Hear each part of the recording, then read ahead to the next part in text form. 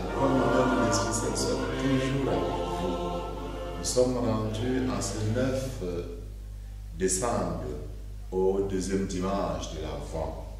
Nous lisons aujourd'hui de l'Évangile selon Saint Luc au chapitre 3, alors que la première lecture vient du livre du prophète Baruch au chapitre 5e, et la deuxième lecture c'est Saint Paul aux Philippiens, le premier chapitre. L'évangile de Luc au 3e chapitre commence avec des détails historiques. L'an 15 du règne de l'empereur Tibère, Ponce Pilate étant gouverneur de la Judée, Hérode étant alors au pouvoir en Galilée, son frère Philippe dans le pays d'Itourée et de Traconitide, Lysanias en Abilène, les grands prêtres étant Anne et Caïphe. La parole de Dieu fut adressée dans le désert à Jean, fils de Zacharie. On peut se demander pourquoi Luc insiste sur ces détails historiques. Évidemment, il y a une raison. Jésus n'est pas un mythe. Jésus est situé dans un contexte concret de l'histoire d'Israël qu'on peut dater. Et cette contextualisation, selon Saint Luc, va même jusqu'à toucher l'Empire romain, qui était considéré à l'époque comme toute la terre. Jésus n'est donc pas une réalité évanescente. C'est une personne historique qui a réellement vécu. Ce n'est pas une spéculation. Pour dire que l'histoire du salut vient s'insérer dans une histoire humaine concrète, qui est aussi la nôtre, dans ce que nous sommes, Camerounais, Africains, ou Européens, ou Américains. Chacun de nous, dans sa chair, est dans un contexte historique dans lequel Dieu veut donc envoyer Jean-Baptiste pour qu'il commence à parcourir en annonçant une nouvelle. Mais quelle est la bonne nouvelle? La bonne nouvelle que Zacharie annonce, c'est celle de cette voix qui proclame que le Seigneur est proche et qu'il faut donc préparer sa venue. Voix de celui qui crie dans le désert, préparez le chemin du Seigneur, rendez droit ses sentiers.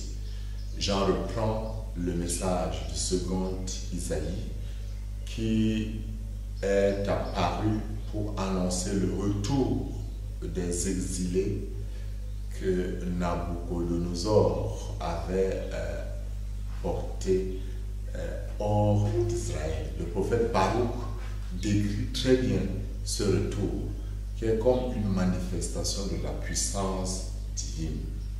Jérusalem quitte ta robe de tristesse et de misère et révèle la parure de la gloire de Dieu pour toujours. Dieu met sur ta tête le diadème de la gloire de l'Éternel. Dieu va déployer ta splendeur partout sur le ciel. Après, le prophète Baruch décrit d'une manière très resplendissante comment Dieu abaisse les montagnes, comment lui-même redresse les chemins pour que Israël puisse passer. Jean accomplit donc cette prophétie que Isaïe, n'est-ce pas, avait déjà annoncée concernant concrètement Israël, n'est-ce pas, libéré de Babylone, retournant sur cette terre. Mais ceci concerne aussi chacun de nous. Quand Jean le Baptiste annonce, tout ravin sera comblé, toute montagne et toute colline seront abaissées, les passages tortueux deviendront droits, les chemins rocailleux seront aplanis, et tout être vivant verra le salut de Dieu.